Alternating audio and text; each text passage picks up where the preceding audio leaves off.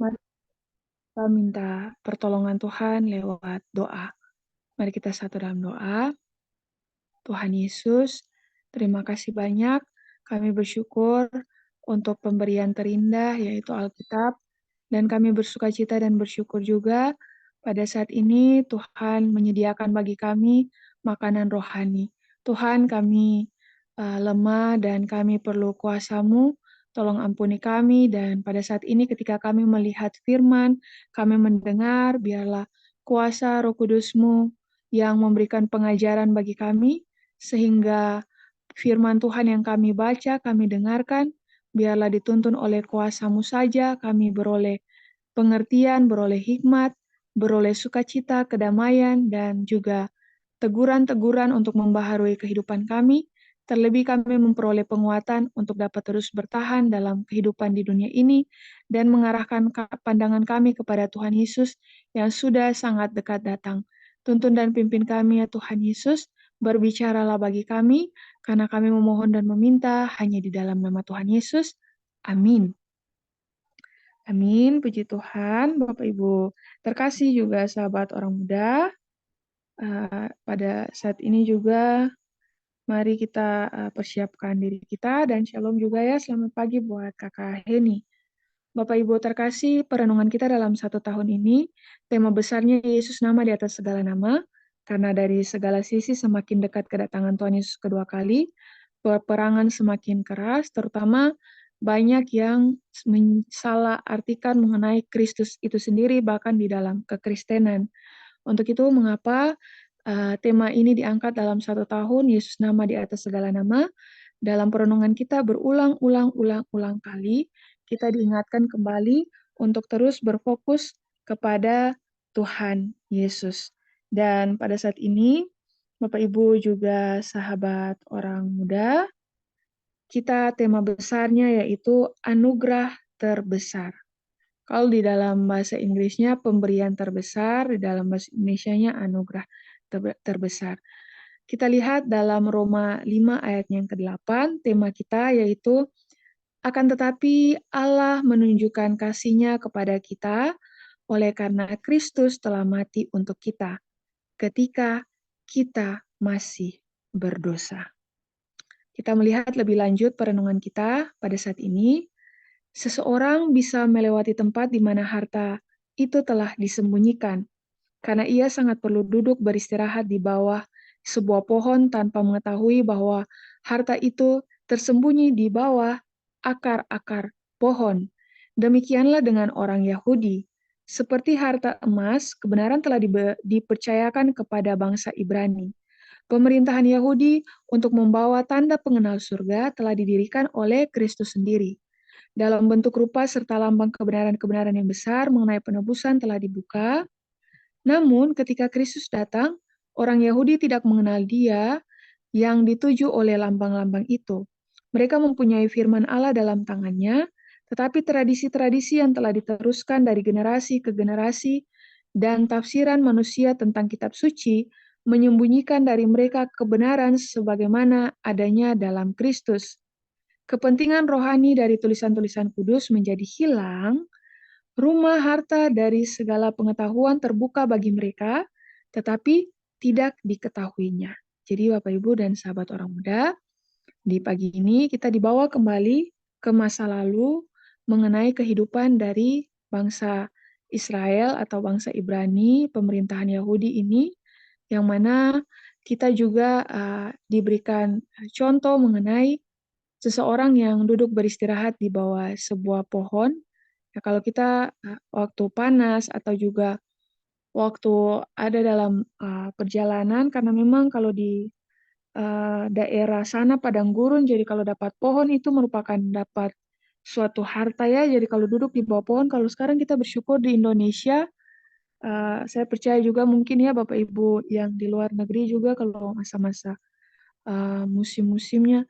Kalau kita di Indonesia bersyukur karena pohon sangat mudah untuk ditemukan dan kita boleh menikmati. Tapi kalau di padang gurun sana, seperti tempat di mana bangsa ini ada, Israel ini, memang pohon itu merupakan harta. Tapi sangat disayangkan bahwa Tuhan bukan hanya memberikan untuk duduk dan menikmati saja, tapi ada jauh lebih dalam, yaitu berkat-berkat tersembunyi di bawah akar pohon, dan Tuhan sediakan bagi bangsa yang telah Ia tentukan dan Ia pilih ini, yang mana semua peribadatan mereka seperti lambang-lambang, upacara korban, upacara-upacara yang mereka adakan harusnya mengarahkan mereka kepada Tuhan Yesus untuk menantikan kedatangan Tuhan yang pertama kali, tapi ternyata waktu Tuhan datang, mereka yang didapati sangat tidak mengenal Tuhan, sangat disayangkan. Ini menjadi pelajaran juga bagi kita orang Kristen,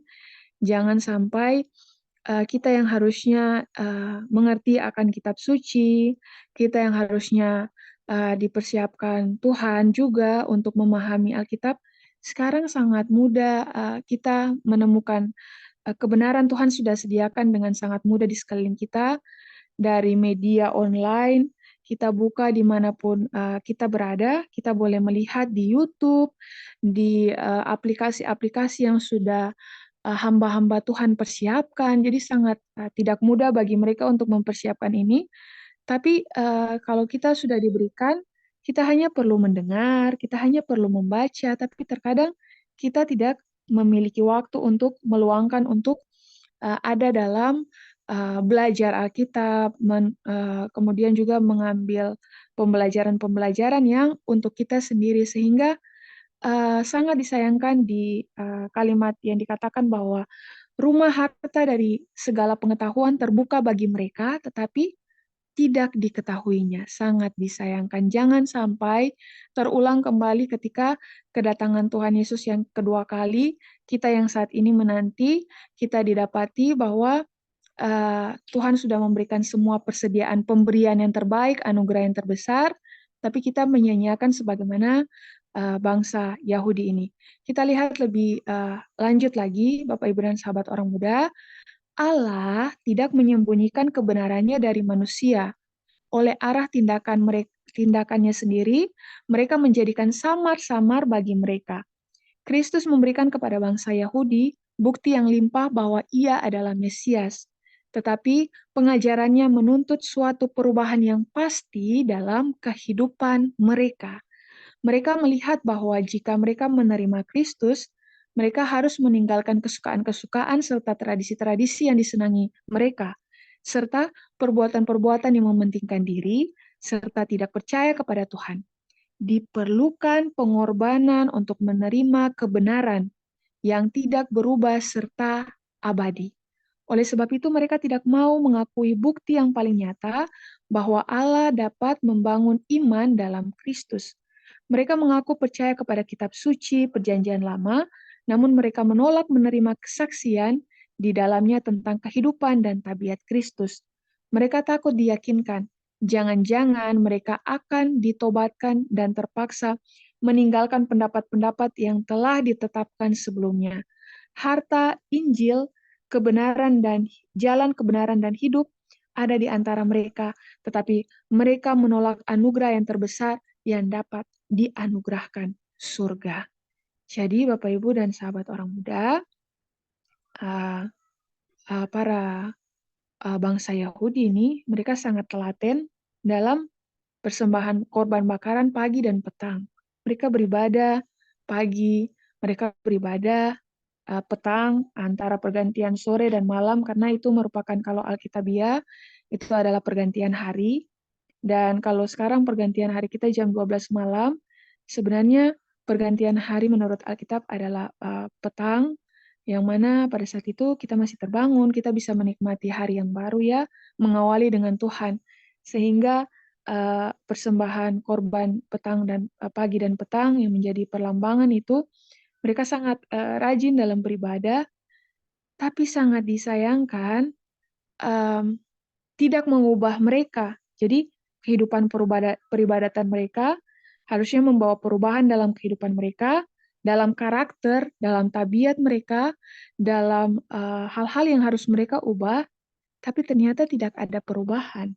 Nah ini Bapak Ibu dan sahabat orang muda, satu hari kita ikut ibadah berapa banyak kali, dengan Zoom yang sudah tersedia dengan begitu luas, kita sekali klik saja bisa langsung masuk beribadah, tapi apakah benar-benar kita beribadah Apakah kita benar-benar kita beribadah atau jangan sampai kita melakukan hal yang sia-sia seperti bangsa Yahudi ini.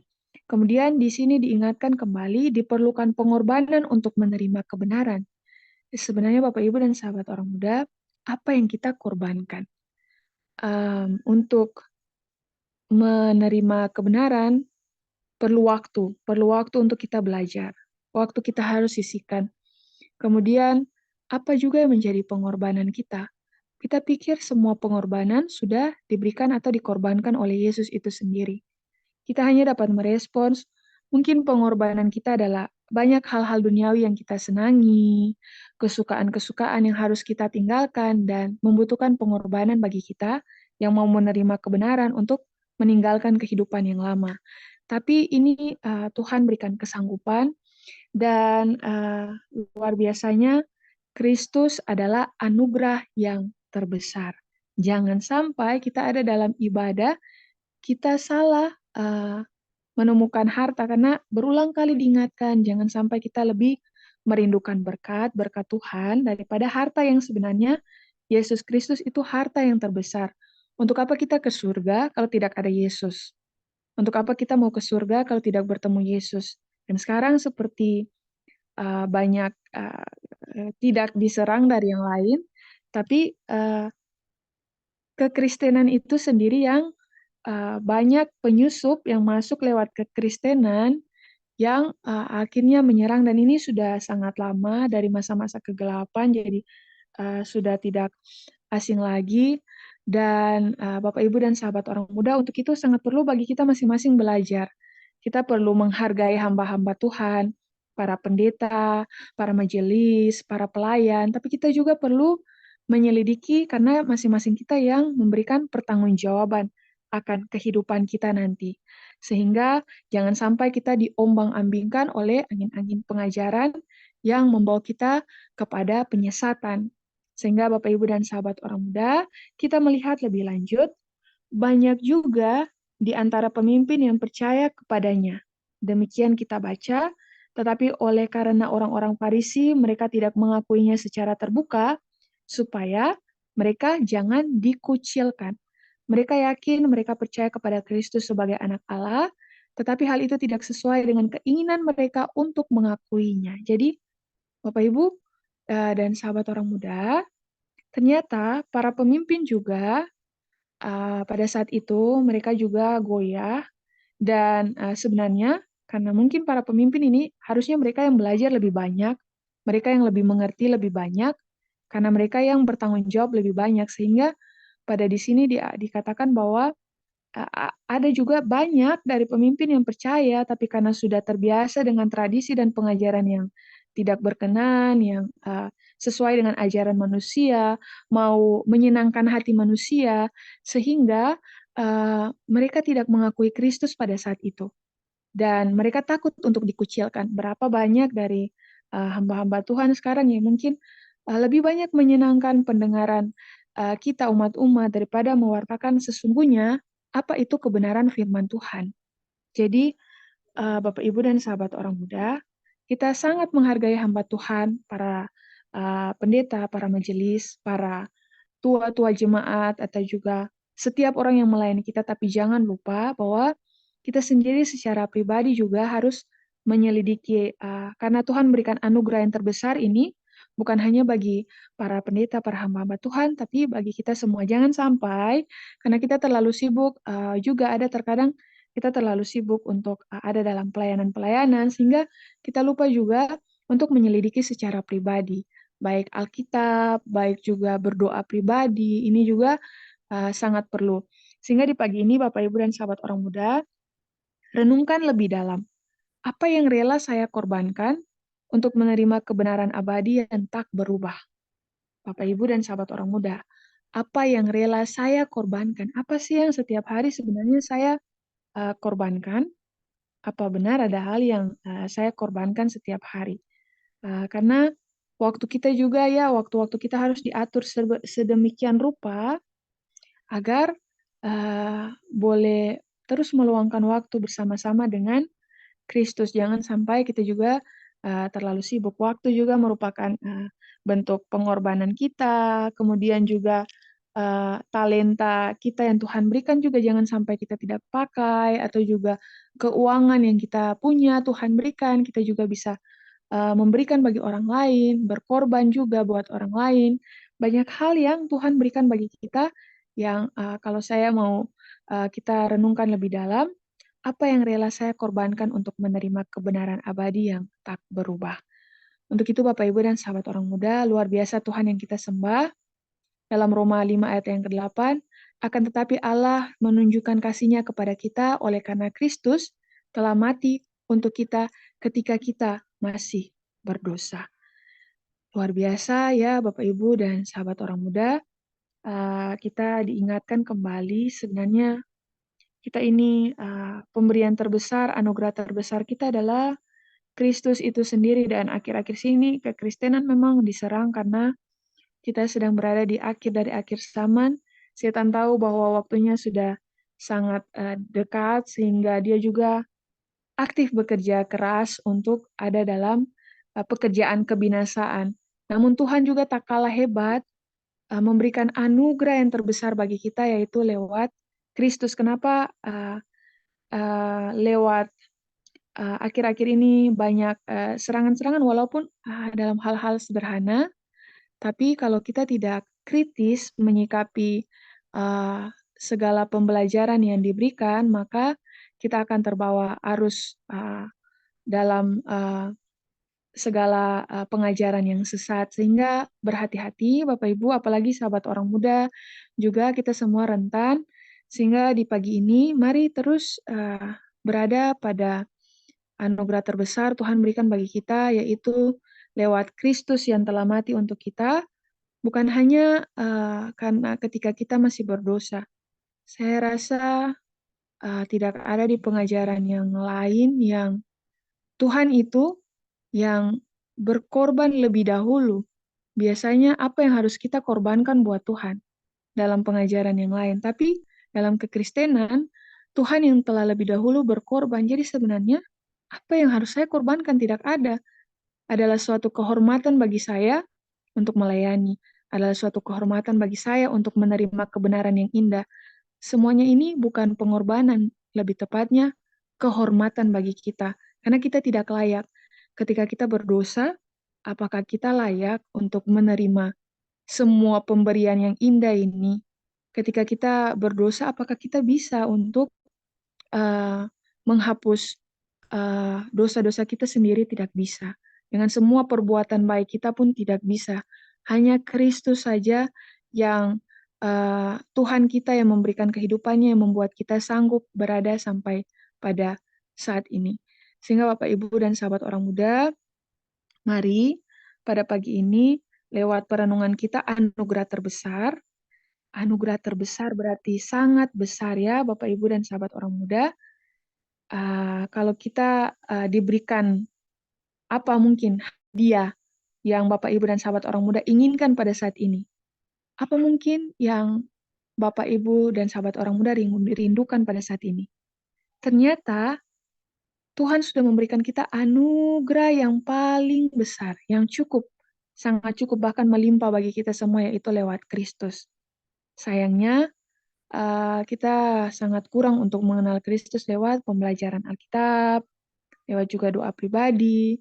Untuk itu Bapak Ibu dan sahabat orang muda mengingatkan berulang-ulang kali, jangan sampai kita ada dalam peribadatan pagi, siang, sore, malam, tapi kita kehilangan Kristus itu sendiri. Jangan sampai, sehingga mari setelah ini mungkin atur waktu pribadi kita dengan Tuhan. Ini anugerah terbesar yang Tuhan boleh berikan bagi kita bersama-sama. Dan kalau Bapak Ibu renungkan dalam Roma 5 di sana dikatakan mengenai hasil dari pembenaran. Di sana ada ayat-ayat yang sangat indah mengenai pembenaran oleh iman. Untuk itu, saya mengundang Bapak Ibu dan sahabat orang muda untuk membaca. Karena di sini ada mengenai kesengsaraan, bermegah dalam kesengsaraan, dalam juga ketekunan, kemudian juga ayatnya yang ke-6, karena waktu kita masih lemah, Kristus telah mati untuk kita orang-orang durhaka pada waktu yang ditentukan Allah. Jadi, Bapak Ibu dan sahabat orang muda, luar biasanya Tuhan yang kita sembah. Kita sebenarnya tidak pernah berkorban. Tuhan yang sudah berkorban semuanya bagi kita. Kalau kita merespons, bukanlah pengorbanan, adalah suatu kehormatan bagi kita untuk dapat merespons setiap panggilan Tuhan, karena semuanya pemberian Tuhan. Apa yang dapat kita berikan bagi Tuhan? Tidak ada yang dapat kita berikan bagi Tuhan.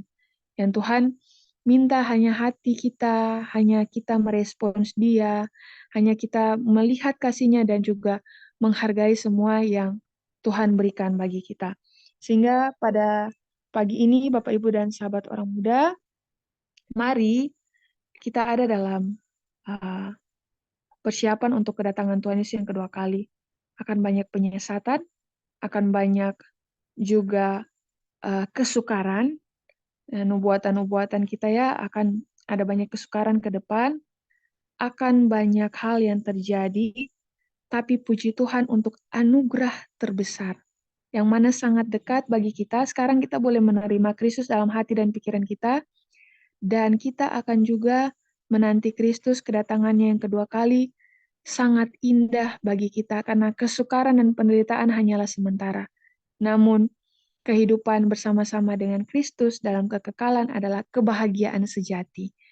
Jadi mari Bapak Ibu, juga sahabat orang muda, apapun masalah kita, masalah dalam keluarga, dengan suami, dengan istri, dalam pekerjaan, dalam finansial, dalam pendidikan bagi sahabat orang muda, dalam juga banyak hal yang kita gumuli, sebenarnya anugerah terbesar Tuhan sudah berikan. Kristus cukup untuk kita. Apa anugerah yang paling besar? Pagi ini mungkin kita ada yang bergumul dengan masalah-masalah kita, pergumulan pribadi kita. Ingat, Tuhan sudah memberikan kita anugerah terbesar. Jadi, luar biasa Tuhan yang kita sembah di pagi ini. Mari terus mendekatkan diri kepada Tuhan Yesus, dan biarlah kita menikmati anugerah terbesar lewat kehidupan Kristus. Dan bukan hanya saat ini, Tuhan masih terus bekerja bagi kita di bilik yang maha suci, menjadi imam besar, menjadi pengantara bagi kita. Tuhan juga memberikan anugerah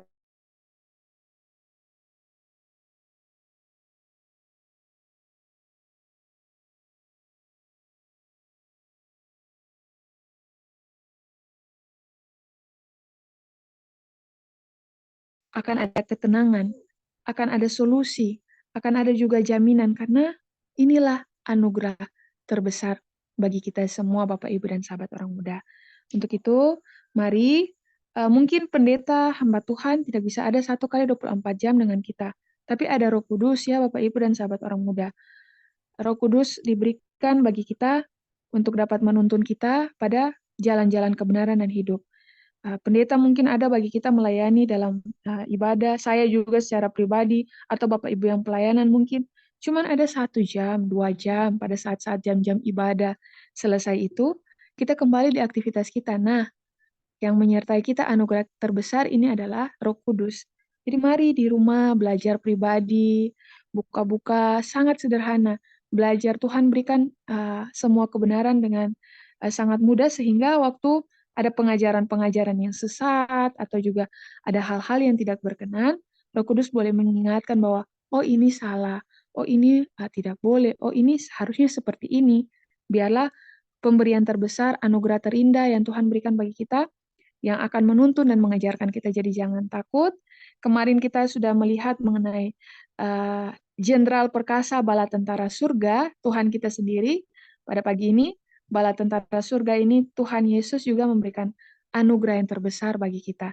Jadi umat-umat Tuhan tidak akan berkekurangan selagi hidup di dunia ini. Dan mari lewat anugerah terbesar yang sudah kita terima, jangan kita simpan sendiri harta itu, karena harta kalau disimpan-simpan um, akan juga selesai juga ya. Tapi mari Bapak Ibu, harta ini yang Tuhan berikan, kita juga bagikan buat orang lain. Perenungan, kita punya media yang 1 kali klik saja, kita sudah bisa berbagi bagi orang lain, baik lewat um, membagikan firman yang sudah ada YouTube. Kita boleh klik bagi minta Roh Kudus Tuhan mau kirimkan kepada siapa atau ke grup-grup rohani. Kita boleh kirimkan menjadi berkat juga bagi mereka. Atau kita juga boleh mengirimkan banyak hal seperti berkat-berkat Tuhan juga yang diberikan sekarang pemberian-pemberian itu lebih mudah lagi. Kita boleh saling berbagi satu dengan yang lain. Kiranya perenungan firman Tuhan di pagi ini menguatkan kita bersama bahwa kita memiliki anugerah yang terbesar.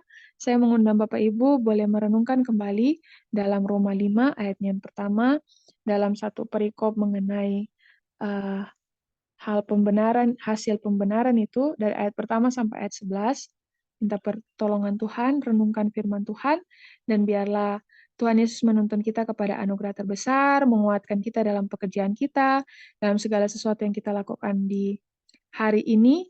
Biarlah Tuhan Yesus menyanggupkan kita bersama-sama untuk terus mengarahkan pandangan kita, menantikan kedatangan Tuhan Yesus yang kedua kali dengan penuh kesetiaan. Tuhan Yesus memberkati kita semua. Saya bawa perenungan firman Tuhan di pagi ini di dalam nama Tuhan Yesus. Amin.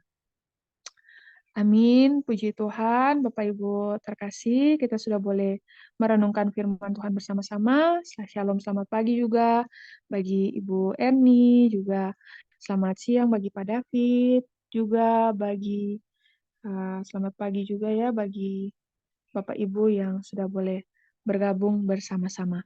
Pada saat ini kita akan masuk dalam persekutuan doa.